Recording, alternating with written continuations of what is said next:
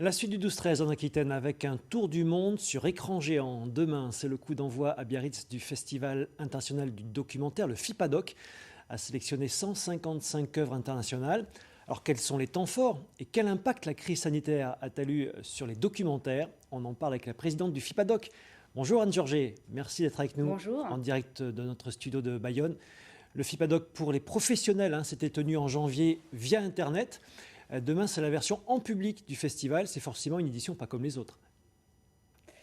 Oui, c'est une édition pas comme les autres, mais c'est vraiment l'âme du festival de pouvoir le faire dans les salles, devant un public, avec cette rencontre unique entre des histoires vraies, puisque le documentaire, ce sont des histoires vraies, et un public qui regarde, et les auteurs français qui seront là pour discuter à l'issue des films. C'est vraiment ça l'âme du festival, et pour nous, il n'a jamais été question de le faire en ligne. Donc on avait fait effectivement en janvier les journées professionnelles en ligne, qui sont une activité assez différente. Mais là, vraiment, notre souhait le plus cher, et on l'avait promis, c'était qu'avant la fin du printemps, on serait en salle. Alors, le festival débute demain avec le film Inde galante de Philippe Béziat, projeté en avant-première. Quelle est la ligne directrice de cette édition FIPADOC ?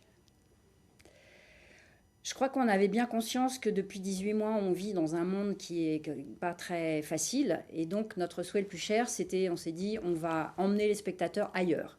Donc aussi bien géographiquement ou dans des thématiques. L'idée, c'était vraiment de se dire, on ne va pas rester confiné encore une fois à travers les films, mais vraiment de partir très loin et de pouvoir faire des propositions de découverte, aussi bien humaines que géographiques.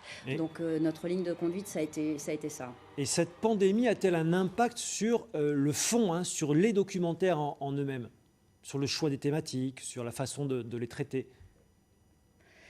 Il y en a pour tous les goûts, j'allais dire. Nous, on est toujours attentifs à ce qu'il y ait une vraie proposition extrêmement diverse et qu'il y ait des films d'archives, des films qui racontent une histoire personnelle, des films qui racontent un fait de société, des choses comme ça. Donc sur le fond, il y a eu certainement beaucoup de films qui se sont tournés sur la pandémie. Nous, on a fait le choix d'avoir un regard décalé sur la pandémie à travers des courts-métrages. Et dans la sélection des longs-métrages, on n'a rien qui concerne la pandémie. Encore une fois, on a vraiment fait le pari de faire une proposition d'ailleurs.